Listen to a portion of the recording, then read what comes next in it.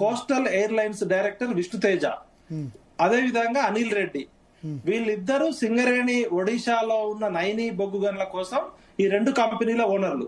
ఈ విష్ణుతేజ గారు ఎవరంటే ఎన్టీవీ నరేంద్ర చౌదరి గారి కూతురు రచన గారి అల్లుడు. ఆయన గతంలో కోస్టల్ ఎయిర్లైన్స్ లో డైరెక్టర్ గా పనిచేసిండు.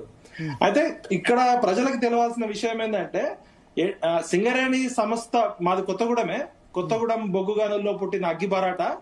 ఇది ఇందాక క్రిషాంక్ గారు చెప్పినట్టు నైతిక విలువలు ఏ విధంగా పతనమైనవి, రాష్ట్ర కేబినెట్ లో ఉన్న మంత్రులు ఏ విధంగా వాడుతున్నారంటే కాంగ్రెస్ పార్టీ అధికారంలోకి వచ్చిన దగ్గర నుంచి 2 సంవత్సరాల్లో సింగరేణి సంస్థలో జరిగిన అవినీతి అక్రమాల మీద గతంలో పనిచేసి నా చైర్మన్ 2200 కోట్లతో ఒక కంపెనీలో, ప్రైవేట్ కంపెనీలో పెట్టుబడులు పెట్టినని మాకున్న ఇన్ఫర్మేషన్.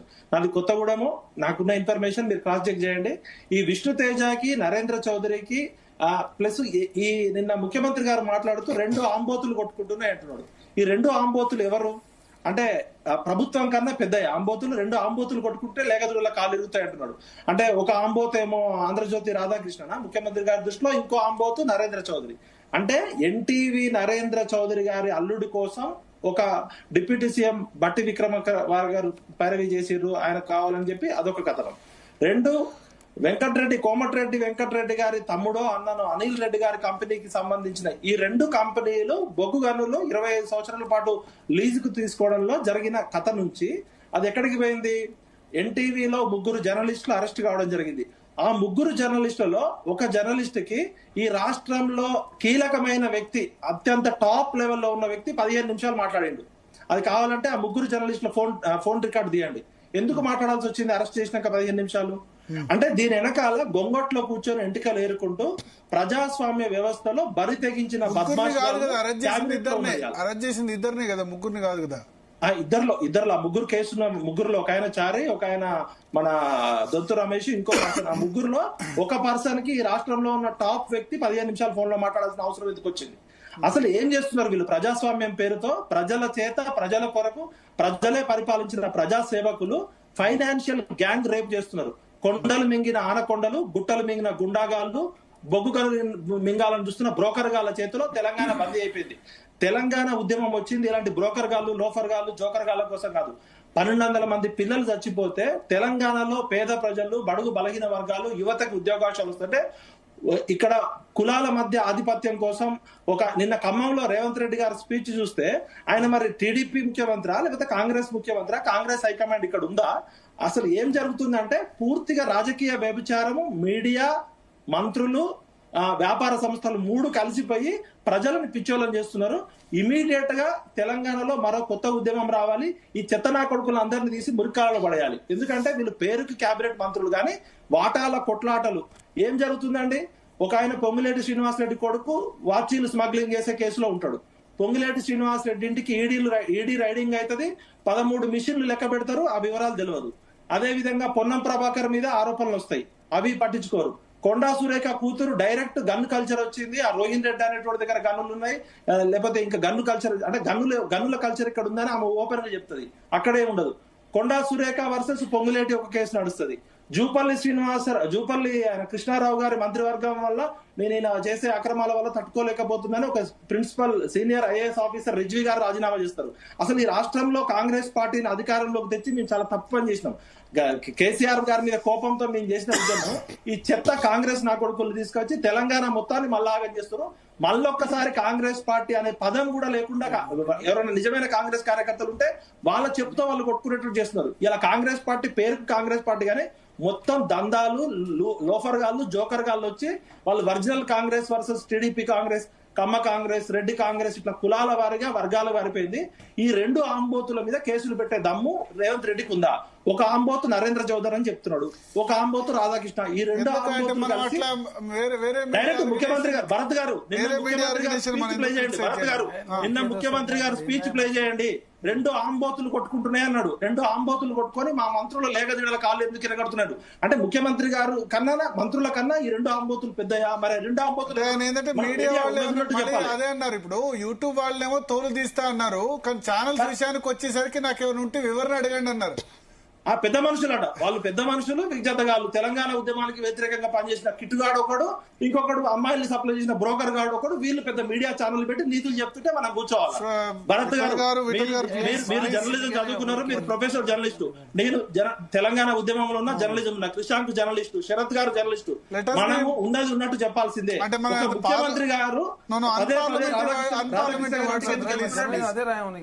ఒక ముఖ్యమంత్రి గారు పదే పదే రాధాకృష్ణ ఇంటికి ఎందుకు వెళ్తున్నాడు? ముఖ్యమంత్రి గారికి మిగతా మీడియా లేదా? అంటే అక్కడ సెలెక్టివ్ గవర్నెన్స్ ఉందా? ఏం జరుగుతుంది రాష్ట్రంలో? ఇది 1200 మంది పిల్లలు చచ్చిపోతే వచ్చిన తెలంగాణ కుండ బద్దలు కొట్టినట్టు చెప్తాం. బ్రోకర్ గాళ్ళు, లోఫర్ గాళ్ళు, జోకర్ గాళ్ళ చేతిలో తెలంగాణ బంద్ అయింది. ఖచ్చితంగా వీళ్ళందరినీ బజార్ లో బరిదెగించి విడదీయాలి.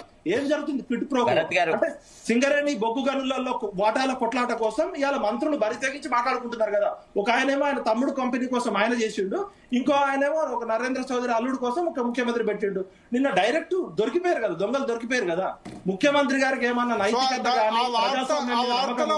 ఆంధ్రజ్యోతి రాసింది వాస్తవం అని మీరు చెప్తున్నారు, నమ్ముతున్నారు అంతేనా సార్? ఆంధ్రజ్యోతి రాసింది వాస్తవం అయితే బట్టి విక్రమార్క పదవి పోవాలి, కోమటిరెడ్డి పదవి పోవాలి. ఆంధ్రజ్యోతి రాధాకృష్ణ గారు రాసింది వాస్తవం కాకపోతే సిట్టు విచారణ చేసి రాధాకృష్ణ గారిని అరెస్ట్ చేయాలి. భరత్ గారు, ఆంధ్రజ్యోతి రాధాకృష్ణ గారు రాసింది నిజమైతే కోమటిరెడ్డి వెంకటరెడ్డి పదవికి రాజీనామా చేయాలి, జైల్లో పెట్టాలి. అదే విధంగా బట్టి విక్రమార్కర్ జైల్లో పెట్టాలి, ఎన్టీవీ నరేంద్ర చౌదరిని జైల్లో పెట్టాలి. లేదు ఆంధ్రజ్యోతి రాధాకృష్ణ గారు రాసింది తప్పు అయితే రాధాకృష్ణ గారిని జైల్లో పెట్టాలి. అంటే మా మామూలు జర్నలిస్టుల మీద కేసులు పెట్టే దమ్ముంది కానీ నరేంద్ర చౌదరి మీద రాధాకృష్ణ మీద అంటే ఏం జరుగుతుంది? మీరు మీ కుల గుల పత్రికలు మాకు అవసరం లేదు. తెలంగాణ నికాసైన తెలంగాణ కుండ బద్దలు కొట్టినట్టు కొడతాం. తెలుగుదేశం పార్టీ పెయిడ్ ఛానళ్లు కొన్ని తెలంగాణలో తమ వ్యాపారాల కోసం తెలంగాణ ప్రజాస్వామ్యాన్ని భ్రష్టు పట్టిస్తున్నాయి. దీనిలో ముఖ్యమంత్రి దగ్గర నుంచి కింద వరకు అందరి పాత్ర ఉంది. పొన్నం ప్రభాకర్ గారి మీద ఆరోపణలు వస్తాయి, ఉత్తమ్ కుమార్ రెడ్డి గారి మీద ఆరోపణలు వస్తాయి, పొంగులేటి గారి కొడుకు మీద ఆరోపణలు వస్తాయి, కొండా సురేఖ గారి మీద ఆరోపణలు వస్తాయి, జూపల్లి కృష్ణారావు గారి మీద ఆరోపణలు వస్తాయి. మరి ఏం చర్యలు ఏమైనాయి? ప్రజలు పిచ్చోళ్ళు, ఉద్యమకారులు పిచ్చోళ్ళు, తెలంగాణ కోసం చనిపోయిన 1200 మంది పిచ్చోళ్ళ ఏమనుకుంటారా మీరు? అసలు తెలంగాణకి సంబంధం లేని చెత్తనా కొడుకులు ఇలా మంత్రివర్గంలో ఉండి తెలంగాణ సొమ్ముని పీక తింటున్నారు. ముఖ్యమంత్రి గారు నైతికంగా తెలంగాణ సమాజంలో కాంగ్రెస్ కేబినెట్ పోయింది. ఈ ప్రభుత్వాన్ని బర్తరఫ్ చేయాలి. అసలు నైతిక విలువలు లేని ప్రభుత్వం ఇది. 1 సెకండ్. ఓకే శరత్ గారు, వి ప్రకాష్ గారికి అవకాశం ఇచ్చే ముందు శరత్ గారు. ఎస్ ఒక్కటండి, first 2 facts I want to clarify. These 2 officers who figured in the controversy ఎన్టీవీలో, I know them personally because నాకు వ్యక్తిగతంగా వాళ్ళు తెలుసు. వాళ్ళ మీద ఆరోపణలు అయితే చాలా అభూత కల్పనలు, వాళ్ళ మీద ఆ రకంగా సృష్టించడాన్ని మాత్రం I have never supported. That is no way journalism at all. To peep into somebody's personal life, even if there had been some relationship అని అనుకున్నా గానీ, బట్ దట్ ఈస్ బియాండ్. అంతే కదా, ఇప్పుడు దానిలో ప్రజా ప్రయోజనం ఏముంది? నిజంగానే ప్రజలకు ఏం సంబంధం? అందులో చెత్త, అది జర్నలిజమే కాదు, అది యాక్చువల్లీ ఒక యూజ్లెస్ వే ఆఫ్. సరే, దానికి వాళ్ళు క్షమాపణ కూడా చెప్పారు. ఓకే, వాళ్ళు చేసిన తప్పు. సరే, ఇప్పుడు అట్లా కాదండి, బొత్తలో కత్తి గుచ్చి క్షమాపణ చెప్తా అంటే అది కరెక్ట్ కాదండి. I don't agree with that at all. Sorry, దాన్ని నేను ఒప్పుకోను. First point.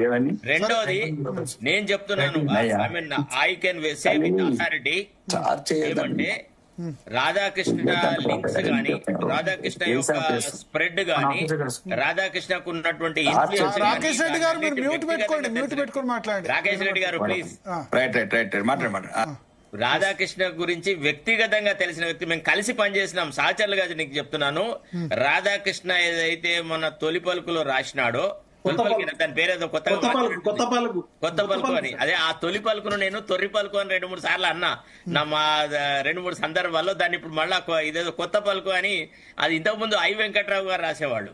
సరే, ఏది ఏమైనా కానీ ఆంధ్రజ్యోతికి సంబంధించిన పర్సనల్ విషయం కానీ, అందులో వచ్చింది అక్షర సత్యము. దాన్ని కాదనే దమ్ము ముఖ్యమంత్రికి ఉంటే నేను అడుగుతున్నాను, ఛాలెంజ్ చేస్తున్నాను, ఒకవేళ అది కాదు, రాధాకృష్ణ రాసింది తప్పు, బట్టి విక్రమార్కకి ఏం సంబంధం లేదు అని గనక ఒకవేళ అంటే, బట్టి విక్రమార్క ఎట్లా టెండర్లను క్యాన్సిల్ చేశాడు? నేను అడుగుతున్నాను, నువ్వు ఎట్లా ఒక ఏకపక్ష నిర్ణయం నువ్వు ఎట్లా తీసుకుంటావు? అంత పెద్ద వ్యవహారంలో there is no discussion, no debate, no cabinet colleague has been consulted, nothing has been happened. Why did you hush up the whole thing? First point. రెండోది, if you want transparency then ask constitute a SIT. ఇక సజ్జనార్ సంగతి అని అంటే, ఎట్లుంటాయంటే sir ఈ ఆఫీసర్ల గురించి కొంతమంది ఆఫీసర్లు ఎట్ట తయారైనారంటే నాకు I remember what L K Advani had said, if you are asked to bend you have decided to crawl అని. అట్లనే కొంతమంది ఆఫీసర్లు ఓవర్ జీలస్ గా అప్పుడున్న ప్రభుత్వాలకి పూర్తిగా దాసోహం అని వాళ్ళు they mortgage their self respect, they mortgage their duty, they mortgage the principle on which they have to function. వీళ్ళ గురించి మనం the less said the better.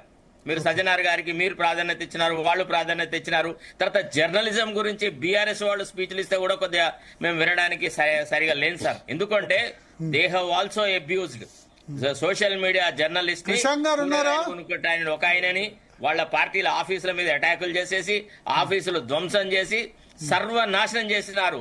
అసలు ఈ సోషల్ మీడియా జర్నలిస్టుల మీద పోలీసులను ప్రయోగించడం అనేటువంటి ప్రక్రియకి నాంది ప్రస్తావన సర్వస్వము బీఆర్ఎస్ తోనే స్టార్ట్ అయింది. ఎవరైతే వాళ్ళను ఒక ఉద్దానానికి ఒక గొప్పతనానికి తీసుకొని వచ్చినారో, ఏ ఉద్యమకారులైతే వాళ్ళకు సహాయ సహకారాలు అందించినారో వాళ్ళ కాళ్ళు వేళ్లు నరికినటువంటి చరిత్ర బీఆర్ఎస్ ది. సేమ్ అదే ట్రెండ్ ఇవాళ కంటిన్యూ అవుతుంది. This is not anything very different. I use to see all these things. మినిస్టర్లు ఒకళ్ళ మీద ఒకళ్ళు పిలిచి చెప్పడము, కథ కార్ఖానా. మీకు ఒక విషయం చెప్తాను సార్, నేను when I was working as a journalist, మాకు బడ్జెటరీ ప్రపోజల్స్ అన్ని ఒక మంత్రి గారు చెప్పినారు sir. We have reported in Eenadu ఇట్లా బడ్జెట్ ఈ రకంగా వస్తుందని. ఒక ఇంగ్లీష్ ట్రాడిషన్ ఏముందంటే బడ్జెటరీ డీటెయిల్స్ ని కనుక బయటికి పొక్కితే బడ్జెట్ ప్రజెంటేషన్ కంటే ముందు cabinet should take collective responsibility and they have to resign అని. అయితే ఏమైంది, రామారావు గారు అందరు రిజిగ్నేషన్లు తీసుకొని బేగంపేట ఎయిర్పోర్ట్ కు పోయినాడు. మాకు ఇన్ఫర్మేషన్ వచ్చింది కదంటే Rama Rao is going to Delhi to attend national front presidium meeting, he has collected the resignation from all members అని. అయితే మా దగ్గర కొంతమంది చెంచాగాళ్ళు ఉంటారు కదా, లేదు క్యాబినెట్ రీకన్స్టిట్యూట్ చేస్తున్నారండి, దానిలో తప్పు ఏమి లేదండి, ఈ వార్తను బాగా ప్రొజెక్ట్ చేయొద్దండి అని ఇక కమ్మ సామాజిక వర్గానికి అనుకూలంగా ఉన్న వాళ్ళు కొందరు మాట్లాడినారు. మేము అట్లా కాదు, అసలు పద్ధతి ఇది కాదు అని చెప్పేసి మేము ఆ వార్తను హైలైట్ చేసినాం. నిజానికి మాకు తెలుసు మంత్రి ఎవరో, మా రామారావు గారికి తెలుసు. మళ్ళా ఆ 33 మినిస్టర్స్ తీసేసినాడు, మళ్ళా కొత్త వాళ్ళని కన్స్టిట్యూట్ చేసినాడు. అంటే ఈ రకంగా మంత్రులు ఒకళ్ళ మీద ఒకళ్ళు